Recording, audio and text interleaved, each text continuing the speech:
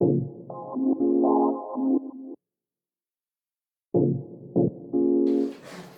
am to speak about 45 years of the history of the Committee for a Workers' International and the struggle for the building of a Revolutionary Workers' International.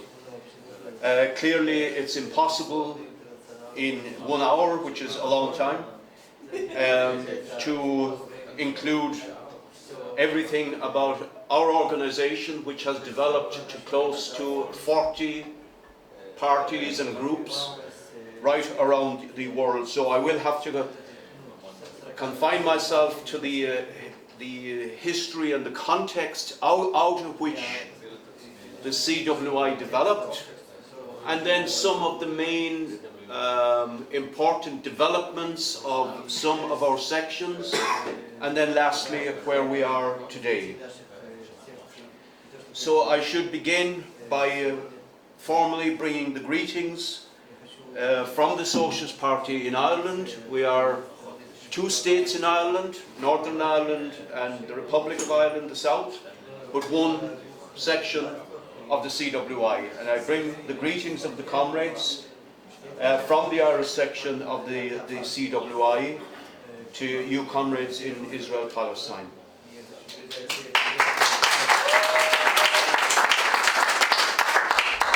Now, the CWI was formally established in April 1974 at a meeting in London attended by 46 individuals. There were organised groups from Britain, from Ireland, from Sweden and from Germany, and then a few individuals from other countries like Sri Lanka and Spain. The Irish organisation itself was formally launched also in 1974 at a meeting in Dublin. The first roots of what became the Irish section were set down in the north of Ireland in 1968 against the background of a mass movement for civil rights by youth and particularly the Catholic population. So the history of the section in Ireland is very much parallel to the history of the CWI itself. And finally, I have to tell you that unfortunately it was as early as 1975 when I joined the CWI myself. So I have seen the entire history virtually of our international movement. And I say unfortunately because it's a very long time ago and time takes its toll. Now the founding, among the founding comrades of the CWI, especially individuals like Ted Grant, traced their roots right back to the 1930s, to the days of the left opposition to the rise of Stalinism, and back to Leon Trotsky himself as an activist in the movement with his collaborators. They launched, of course, the Fourth International in 1938. Now, I do not have time, nor do I need to outline the history of British Trotskyism after World War II, up to the 1960s, when the CWI began to emerge. Suffice it to say that in the mid-1960s, a clear delineation was established between what the comrades that developed into the CWI and other groupings and organizations with Trotskyist roots that existed in the movement. Comrades will know that after World War II, the period was characterized by an economic boom in world capitalism, especially in the advanced capitalist countries. It is important to say that there was grinding poverty and hardship in many parts of the world, particularly the ex-colonial world, what used to be known as the Third World. But the upswing in Western capitalism entrenched reformism in the official mass organizations of the working class, within the trade unions, within the Labour parties and the Social Democratic parties. So the leadership of those parties said in essence that it was now, that revolution was not now necessary. Capitalism could be reformed, tamed. It was the mixed economy, so you have state ownership of important sections and then capitalist ownership of other sections and enterprises. Social Democratic and Labour parties participated in government. They were the entire government in many cases, or they were part of coalition governments with capitalist parties. And certain opinions became widely accepted in the establishment media and even inside the Labour movement. That the working class was bought off. That the working class was corrupted by the rise in living standards, and that therefore talk of revolution anymore was pie in the sky. This was the type of cynical views that developed in the 60s and into the early 70s.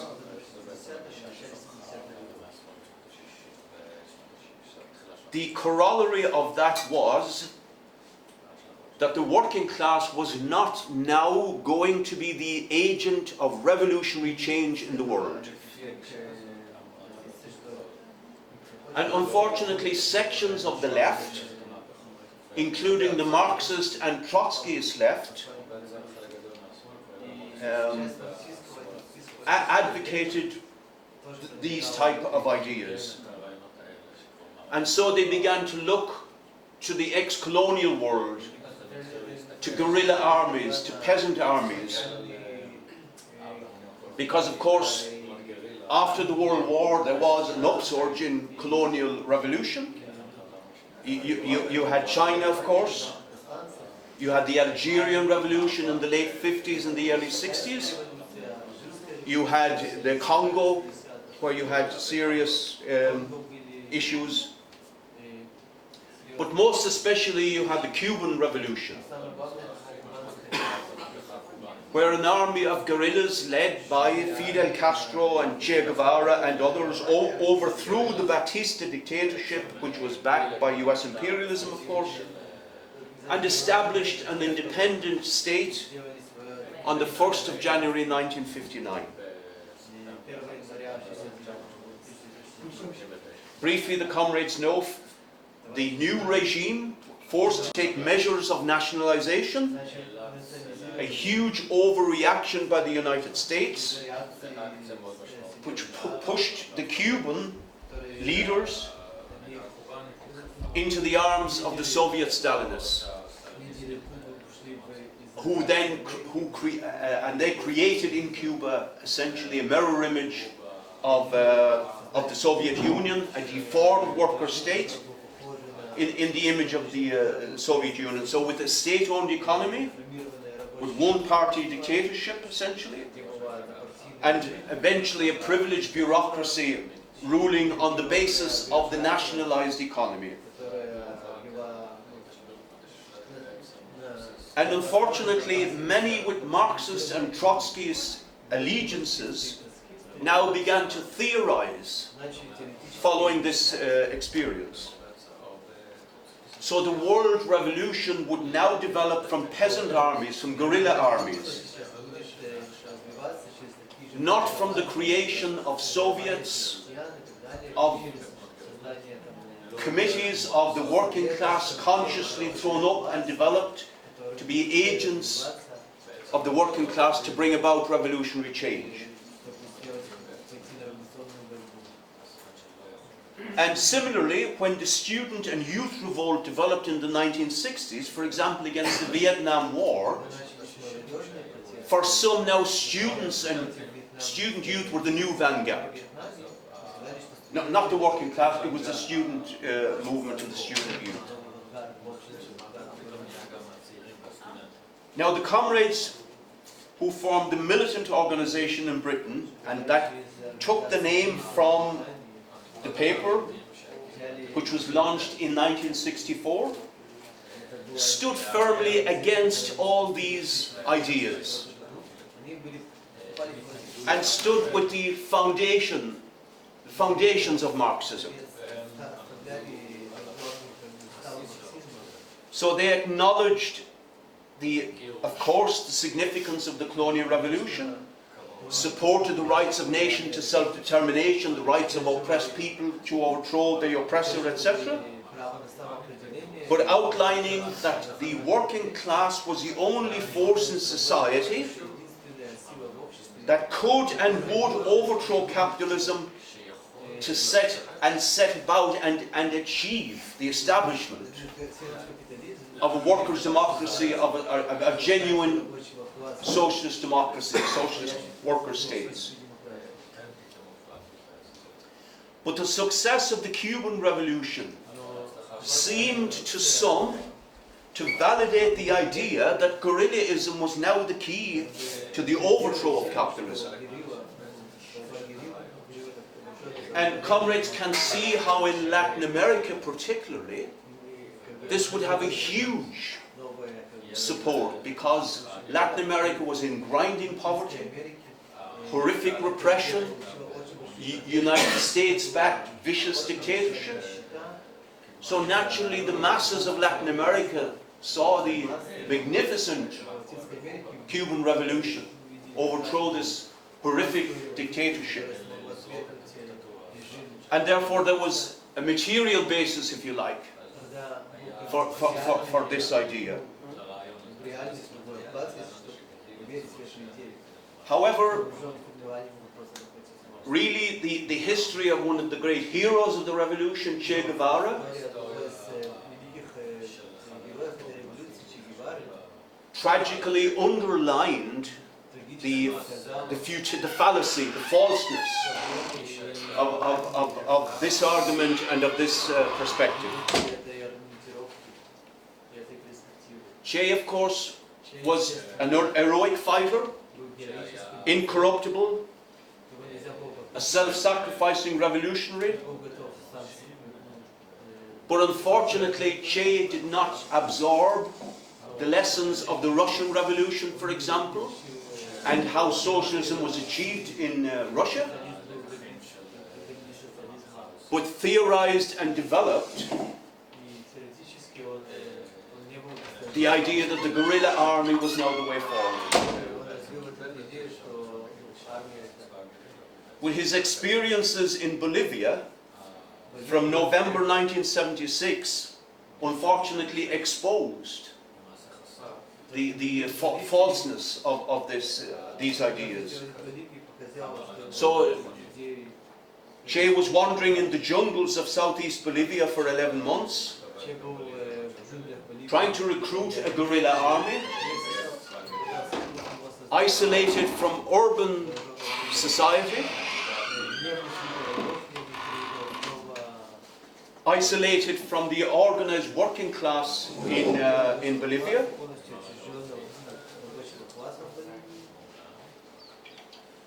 and from Che's own diaries, we get a view of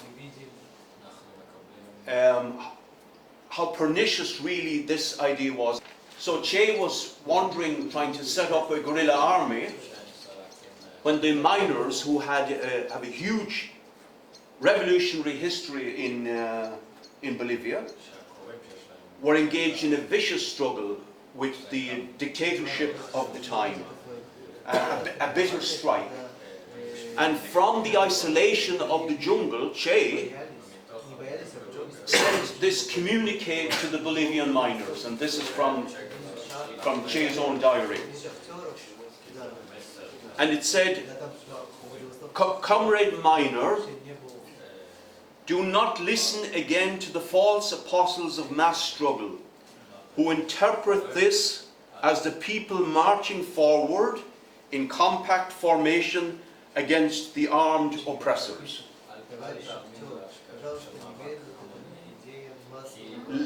Learn from reality, heroic chess are no avail against machine guns, and even well-built barricades cannot resist modern weapons of mass destruction.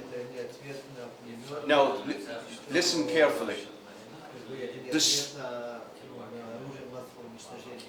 The struggle of the masses in underdeveloped countries with a large rural base and extensive territories must be carried out by a small and mobile vanguard. Guerrillas who are well integrated among the people. This guerrilla force will gain its strength at the expense of the enemy army and catalyze the revolutionary fervor of the masses to the point where a revolutionary situation is created and state power can be overthrown in one single, well-aimed, opportune strike. And then the beginning of the next sentence is, let it be understood we are not calling for total inactivity. But I think the comrades can see the challenge there that genuine Marxism faced in the 60s and early 70s. Because this type of idea was now what was being popularized among sections of the left, and the Trotskyist left in particular.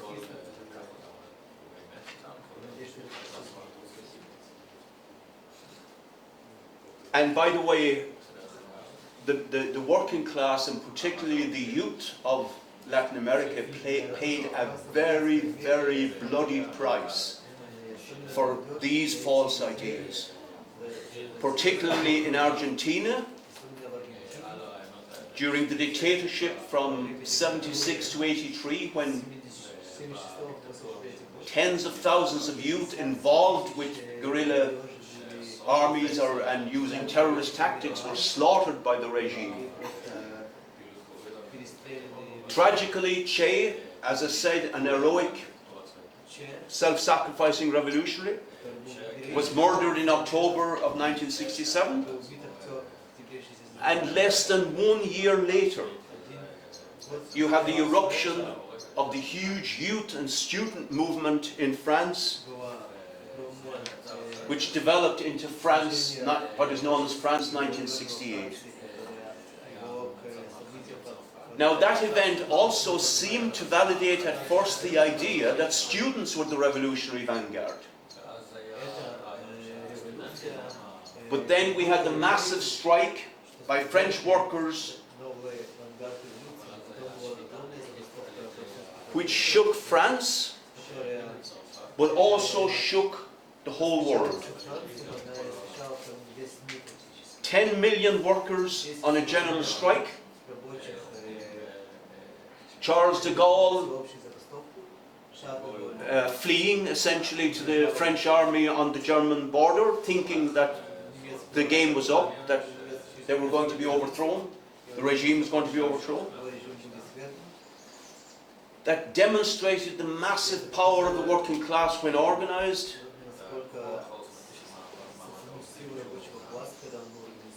And demonstrated also how consciousness can leap forward at certain periods, given the conditions that develop. And of course, as comrades know, power was in the hands of the working class, except for the grotesque betrayals of the leaders of the Communist Party and the Socialist Party, who did everything to give it back to the capitalists.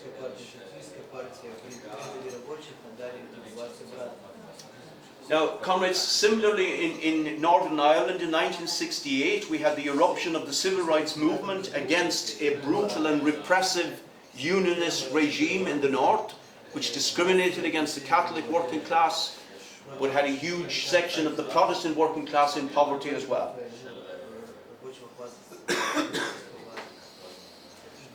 The failure of that leadership to put a program at the head of that movement to unite Protestant and Catholic working class against the problems and the evils that they both face led to the defeat of that movement.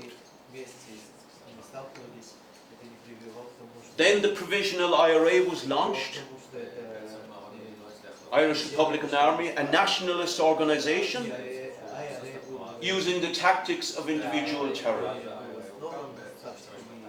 Unfortunately, sections of the Catholic youth radicalised and seeing no alternative poured into the ranks of the IRA in the early 1970s. And again, significant left and Trotskyist organizations supported the IRA as the anti-imperialist vanguard, compounding, if you like, their criminal false policies in relation to guerrillism for the ex-colonial world. We had this, what became the CWI in Ireland, had just one or two comrades in the north, that was it, in the whole island. But they opposed the paramilitary campaign. They argued for the unity of the working class, opposed repression of British imperialism. And that was the background to the foundation of the Committee for a Workers' International in Ireland in 1974. Now, the important point, and this is an important point for the comrades here in Israel-Palestine, we had no influence. The comrades were a handful, isolated. But they were active, but critically they were analysing. They were trying to reach young people and workers, warning about the serious mistakes of, for example, going along with the Provisional IRA, with the IRA, that nationalism would not show a way forward, just as unionism for the Protestant working class would not show a way forward, and outlining the need to build a united movement of the working class in the north.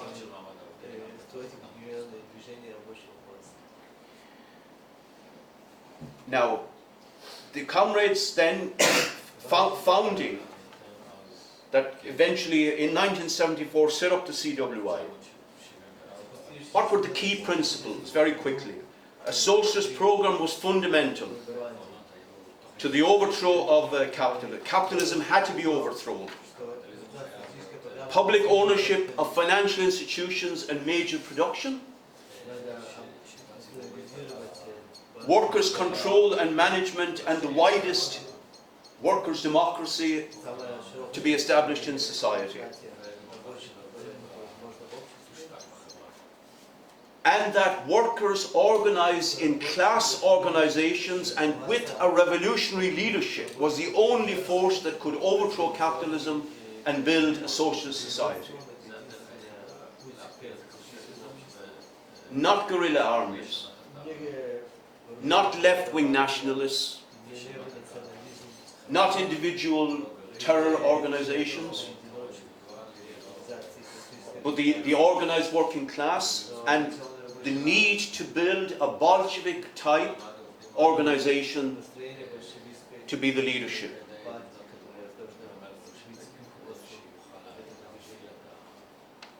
So why a new international? Why was it needed in 1974? Or why an international at all?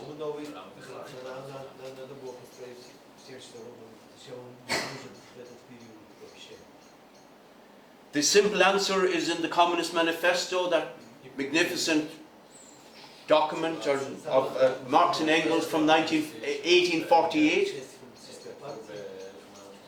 Capitalism had revolutionized economies with mass production and the development of technology. the creation of working class as a force in society. Then capitalism had to go beyond the national borders of states, bringing ever greater areas of the world into its control, and creating armies of wage slaves in country after country. And therefore the famous rallying call at the end of the Communist Manifesto, "Workers of all countries unite." So the first international was launched in 1864 with Marx and Engels being central to the project.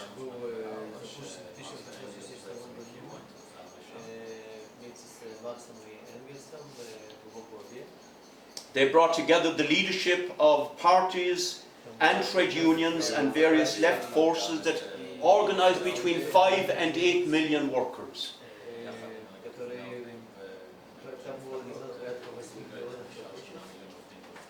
The Paris Commune happened during the lifetime of this international.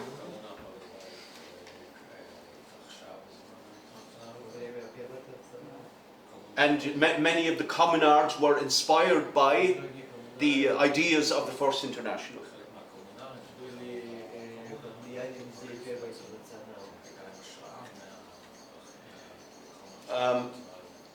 In the 1870s, sections under the pressure of an upsurge in capitalism and bitter debates with the anarchists, that international was stood down in 1876. But it had established the idea of the need for a workers' international based on socialist ideas. So the second international was, Marx died, by the way, in 1883, so that was 7 years after the first international. The second international was launched in 1889. That saw powerful mass organizations of the working class become part of it. Most notably, German social democracy had millions of voters, tens of thousands of members, dozens of newspapers, a large block of deputies in the German parliament. But again, under the impact of events and developments within capitalism, the leaders succumbed to opportunism.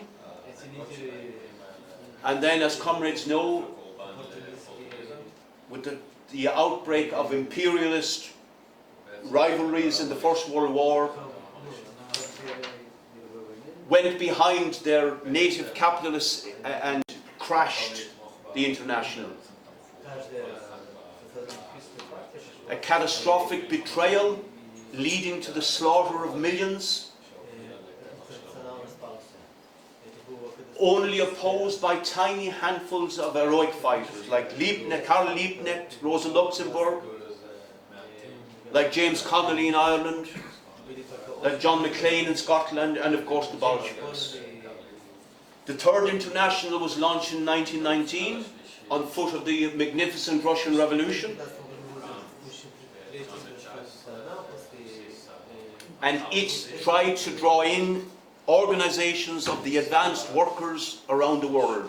Degeneration of the Russian Communist Party under Stalinist control, the Third International became a counter-revolutionary organization.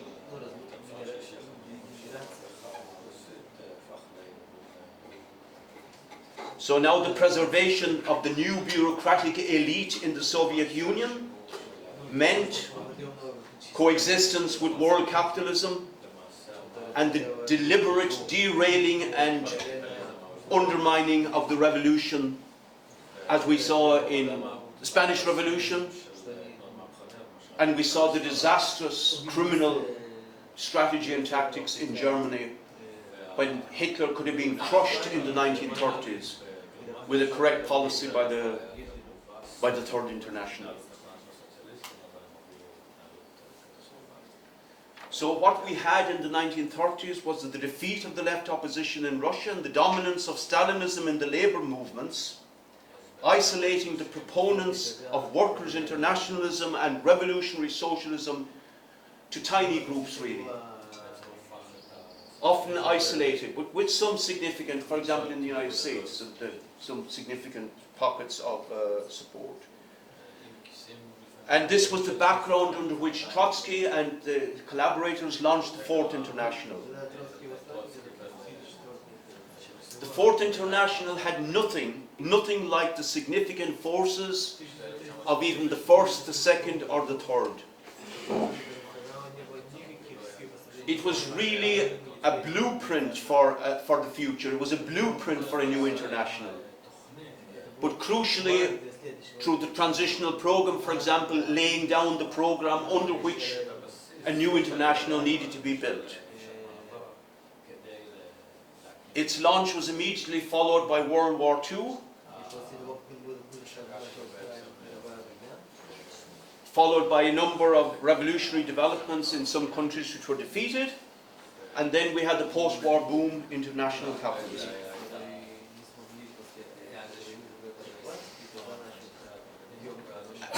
And then we had the challenge for the Trotskyists of the Fourth International and socialists. As I indicated at the beginning, they failed dismally against the challenge of the new situation after World War II.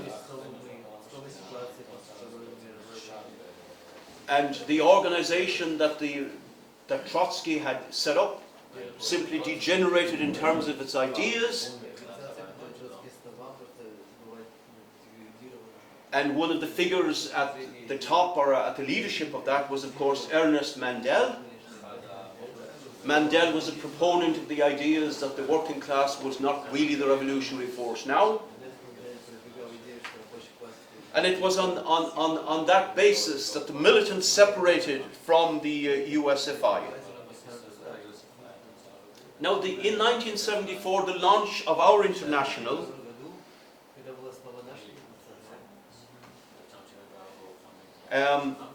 was in some ways like the launch of the Fourth, that we had tiny forces, tiny relative to the gigantic task of building new mass organizations around the world.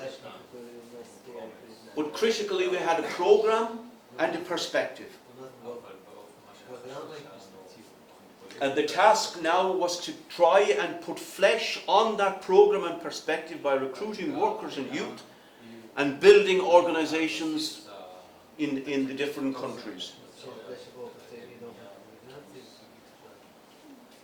And the key challenge was, how do you link this tiny force with correct ideas to the mass? How do you become relevant to the working class, to the youth? And entrism was a key method that was used in the 1970s and in the 80s by our new international. So members of the handful of sections that founded the international joined the traditional organizations of the working class and worked within them on the trade unions, but also on the Labour and Social Democratic political parties. Those parties still had immense authority with the working class in many countries. They were their traditional organizations, built out of struggle. And workers turned to them again and again to try and fight for their interests in terms of employment, against unemployment, for rising living standards, etc. But of course the leadership had adapted to capitalism, as I outlined, and governed on the basis of capitalism. But of course they did deliver reforms of a significant character for a period. The National Health Service in Britain, for example, is a classic example.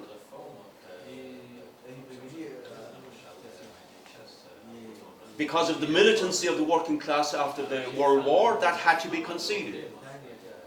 In Sweden and Scandinavian countries, significant reforms strengthened the social democracy. And by entering those organizations, our new international and the groupings, the organizations, had the authority of those organizations when intervening with workers and youth, but intervening with a socialist program and a clear perspective and in a principled way, and opposing the betrayals and the sellouts of the leadership of those organizations. So creating an active opposition within those organizations. And during the first 20 years of the CWI, very significant successes were achieved by our organizations with this method. Already by 1974, when the CWI was launched, the militant in Britain had the leadership of the Labour Party Young Socialists.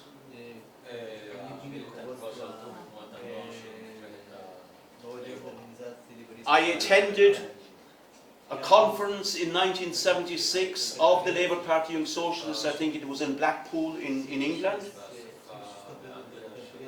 And it was a highly impressive event. About 2,000 young people discussing political and socialist ideas for 3 or 4 days. 700 or 800 people attending the militant open rally that took place at the Labour Party and Socialist Conference.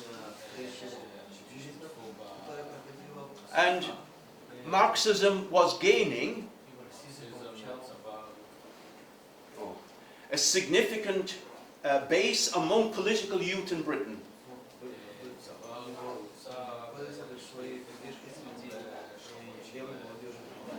And militant became an important factor in the struggle between the right and the left inside the British Labour Party.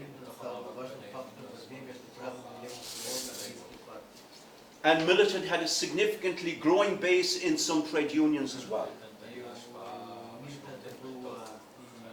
And the bourgeois and their media became the leadership of the Labour Party, the bourgeois and the media, their media became seriously alarmed at the development of Marxist ideas and influence.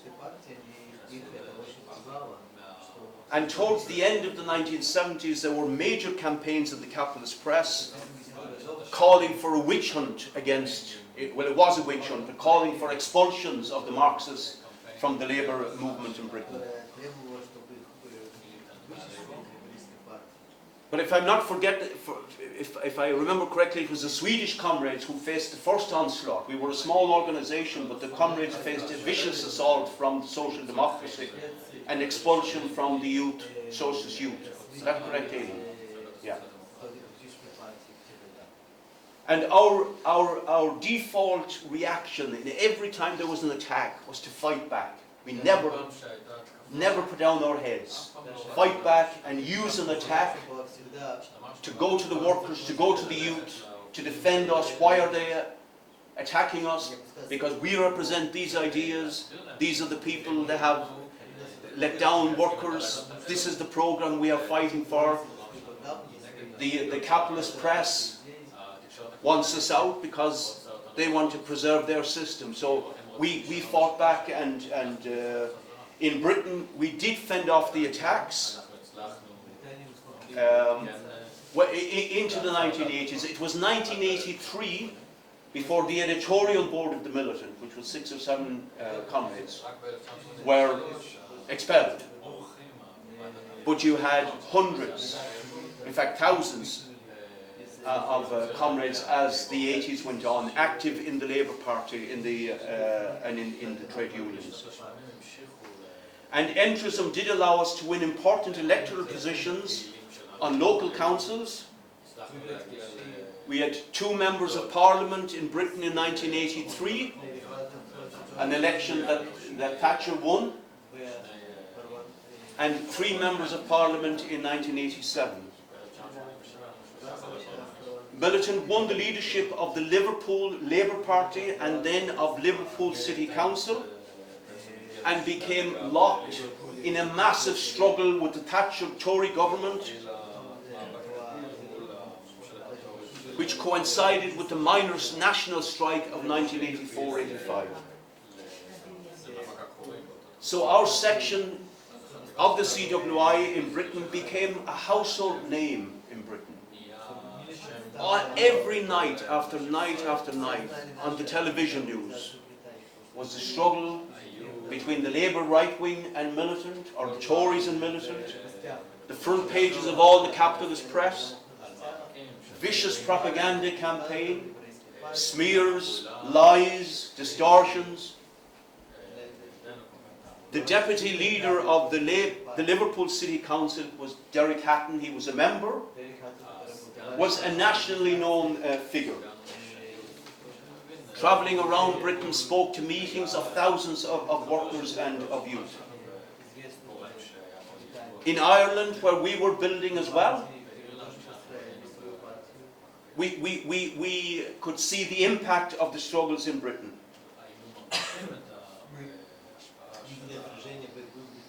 In those days, we were not swamped, as we all are now, with wall-to-wall television channels, endless news cycles, etc. In Ireland, we had just 2 national channels, and then there were 3 channels came in from Britain: BBC, ITV, and Channel 4. So the struggle in the British Labour Party and the movement was highly reported and familiar to workers in Ireland.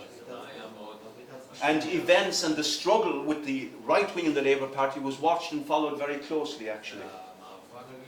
When we invited Derek Hatton over in the mid-80s, I'll never forget it, he was greeted like a film star on the streets of Dublin, people just stopping him, looking for his autograph, looking to talk to him, etc. Workers.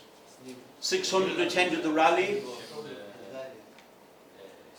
So the ideas of the CWI at that time were bold and audacious. That did not stop, that only alarmed the Labour leadership and the bourgeois more, and the attack intensified. Neil Kinnock, the leader of the Labour Party, launching a vicious witch hunt against militant supporters.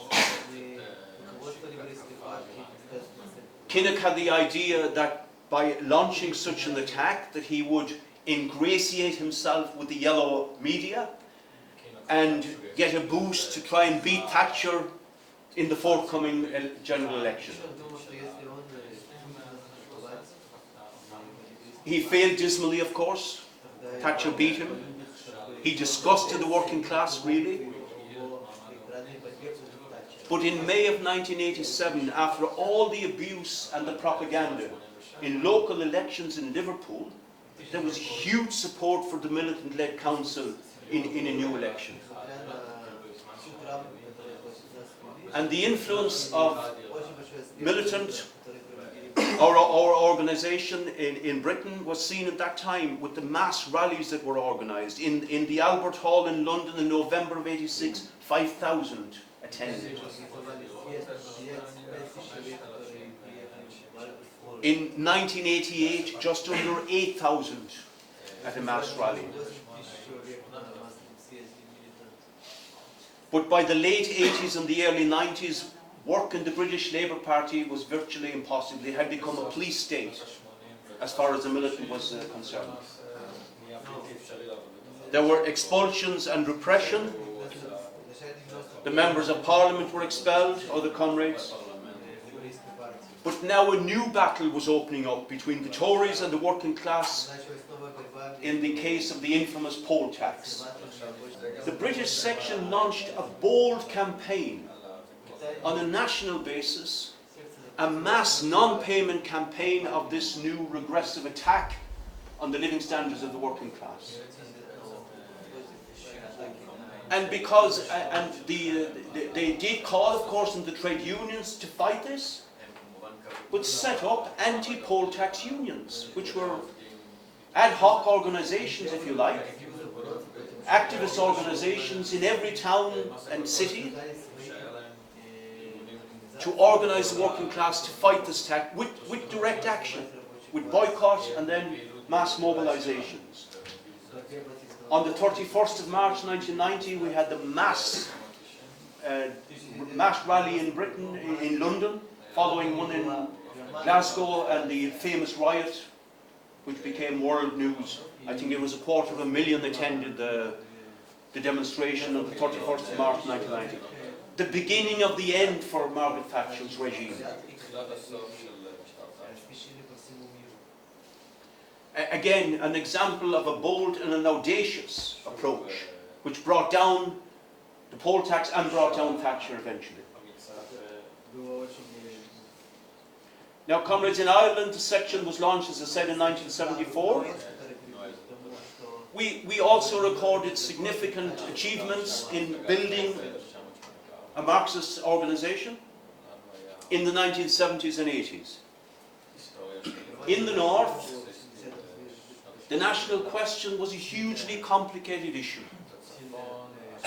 And there is really one section of the CWI that can appreciate more than any other section the complications and difficulties for us in Ireland at that time, and that's yourselves here in Israel-Palestine.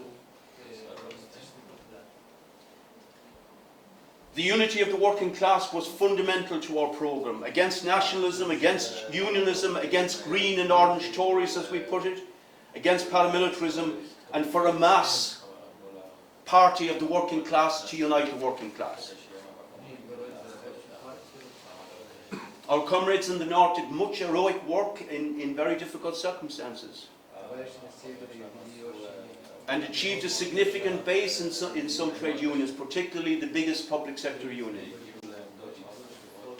and were involved in calling active mobilizations of the organised class against sectarian atrocities that happened, and by the mobilization that took place, stopped the hand of the sectarian, some of whom wanted a civil war in the North.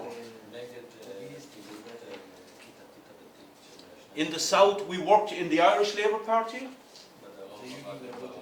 and Labour Youth. We built a significant base. Labour Youth, under our leadership in the early 1980s, became the most dynamic left youth organisation in Ireland by a long distance. We were a leading force in the fight inside the Labour Party against the policy of the right wing of the party, who would go into coalition government with capitalist parties and every time sell out quite abysmally the interests of the working class. Such governments existed between 1982 and 1987, and we became a powerful force of opposition inside the Irish Labour Party against those sellouts. And our comrades and our youth had a very high reputation among advanced workers and trade union activists for our intervention into the movement, supporting strikes, etc., and for our campaign that the Labour Party should become implement socialist policies. The type of thing we were able to do was illustrated by an event in 1982. Tony Benn was a leading left-winger in the left-wing leader in the Labour Party in Britain, leading a major fight against the right wing. He was a hate figure of the most incredible proportions by the bourgeois media in England, demonised but hugely popular with the working class in Britain. Because of our position in Labour Youth, and because of the position of the comrades in Britain, I went to London to meet him and we invited him to come, which he agreed to come to a rally in Dublin, which took place in February of 1982. So we got the biggest trade union, gave us their auditorium, their headquarters to have the rally. The auditorium filled very quickly on the night. Then 2 overflow halls filled with, we had no fancy, all this stuff in those days. It was just the audio. And hundreds of people had to be turned away. So about 2,000 people came in Dublin to hear a British left-wing leader speak. Of course, the right wing in the Irish Labour Party, like in Britain, saw this as a huge threat to their control of the party. And it was we were a huge threat to their ministerial careers. And so they launched a bitter witch hunt against us in 1987, which culminated in expulsion of all the leading comrades. The last event that finally drove them crazy was when I was selected myself to stand for Labour in the forthcoming general election, which would take place in 1989. And of course they knew a militant going into Parliament is not a militant who is going to sell out. So there was a vicious fight that went on for 2 years, but we were isolated, defeated. We then won, we stood independently then as independent socialists, independent Labour, etc., for a council seat in Dublin West, and won our first public position by votes of the working class. And that put us in a position to fight the first major campaign against a water tax that was being imposed in '94. And for 3 years, there was a major campaign of opposition to that, which we led and built. Again, using audacious and new methods, new ideas that had not previously been done by the left in Ireland, which was quite weak anyway. So we launched a mass boycott of this new tax. I don't know if the comrades know that we used often, myself particularly, used boycott rather than mass non-payment. Boycott has a very strong resonance in Ireland. The word boycott comes from it was the name of a British army officer who was a landlord in the late 1800s during the land war, when the peasants were in a bitter conflict with the landlords. Captain Boycott was a vicious landlord,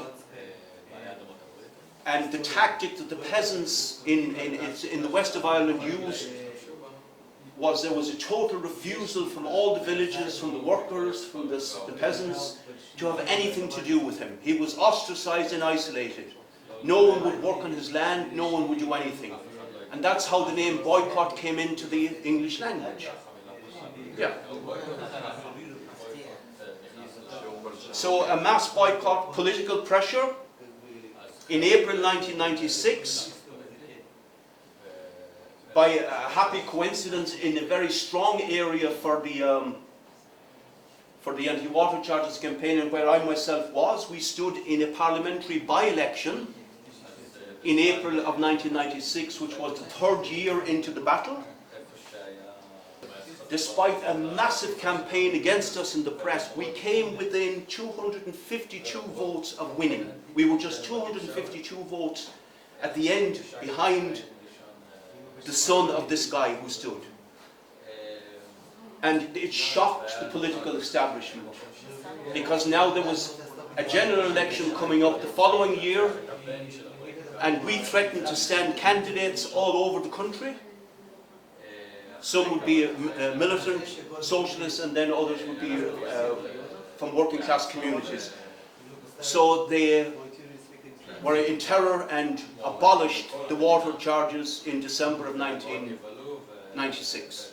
A huge achievement for a small revolutionary organisation that had used, like in Britain, audacious methods.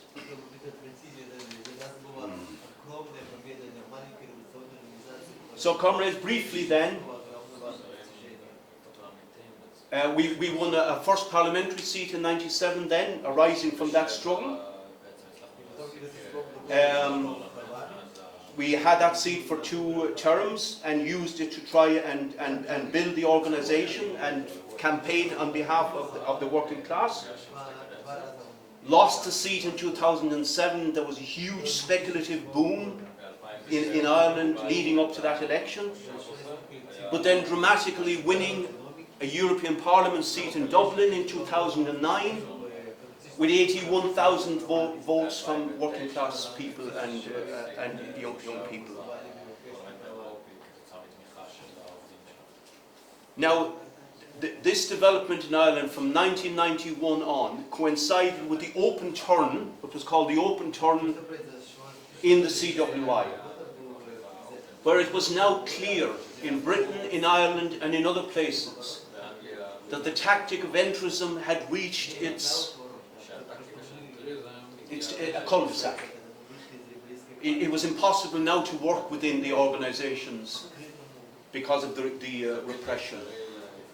And that opened up a major debate, what is the way forward? And what was raised then was the idea that now we have a dual task, to begin to redevelop new mass movements, new mass parties of the working class,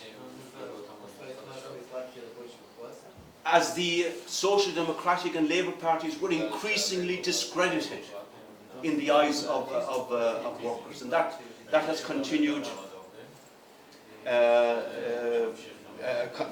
on really.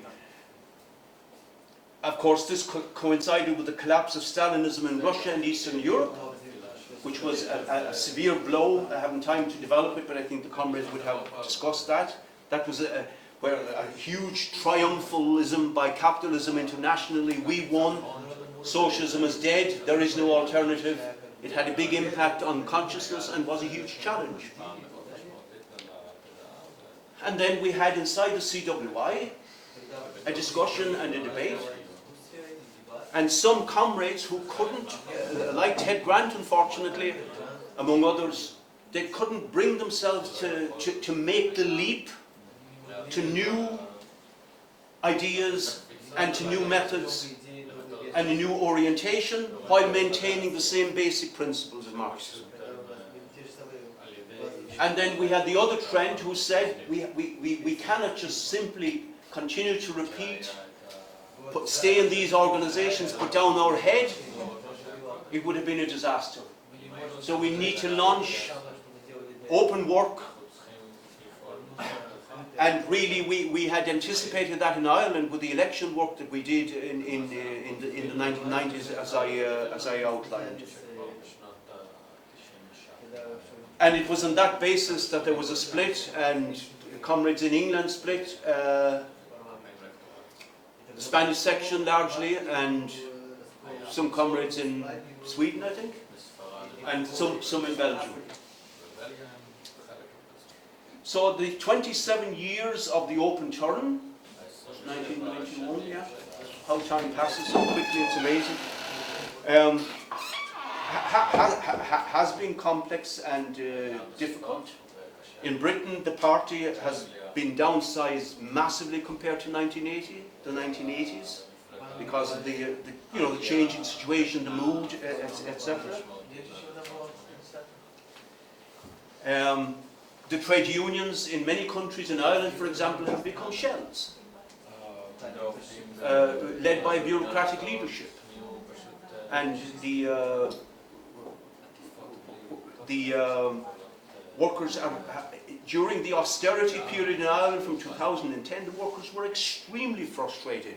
So we had the national leadership called a massive demonstration at the beginning where 120,000 marched on the streets of Dublin. And it was clear that there was the potential for a massive anti-austerity movement here. And then the leaders went underground for the next 7 or 8 years. They went into hiding, essentially.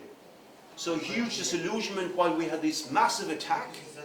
And it was against that background that we launched a campaign against new taxes and a campaign against the second attempt to impose the water charges.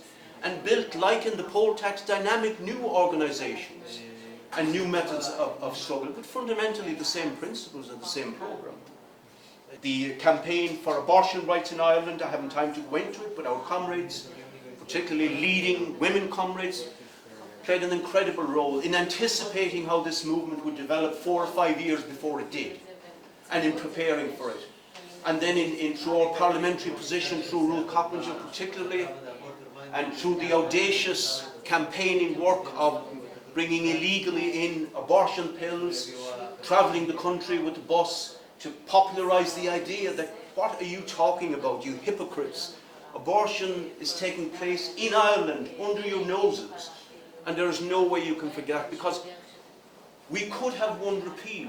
Repeal was always going to be won in the sense of taking this thing out of the Constitution. But the legislation they had in mind was, yes, get rid of appeal, so then you can legislate through Parliament. But the legislation was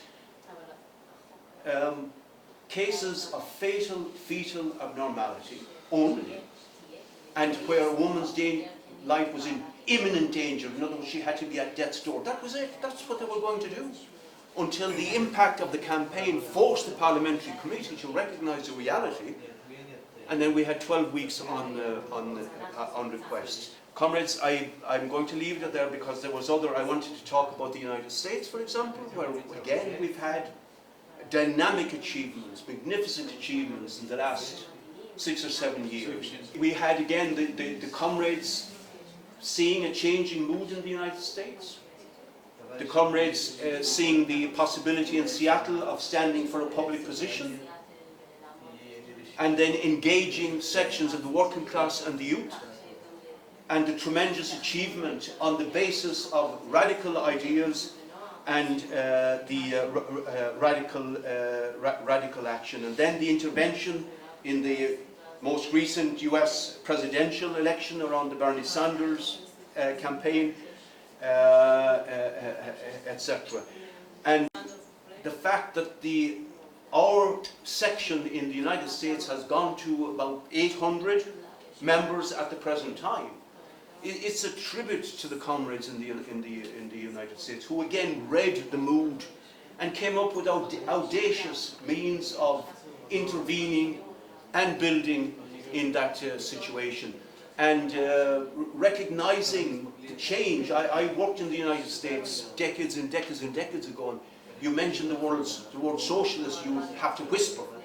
Now the idea of socialism is very accepted and popular in many ways, the idea of what it conjures up. And the comrades read that situation and intervened and built, and have the basis, therefore have to consolidate. It's not easy when you go to big numbers quickly, because there are new members, have to have education, consolidation, etc., to make sure that the basic ideas and principles of Marxism and the socialist program are understood and are critical to the method and the agitation. And then, comrades, we've had magnificent work, yourselves here, the comrades in Sweden, Belgium, Greece, etc., extremely effective work that I could have spent a lot of time talking about as well. So the fact is, in conclusion, that the ideas that we based ourselves on in launching the CWI in 1974 are fundamentally the same that we stand on this day. But the world has changed, and we have to meet the new challenges in a dynamic way. And so the challenge is that we meet the new situation by applying the ideas of Marxism in an open, principled fashion to the new situation. Flexibility in our tactics, but absolute consistency in our principles. On the principled basis, we will continue to build the existing sections and new sections and powerful sections, and become a real factor in the situation in contributing to the development of mass parties that give leadership to the working class, to lead a movement out of the horrors, the increasing horrors that capitalism means at the present time, and for a new democratic, socialist, humane world for everybody.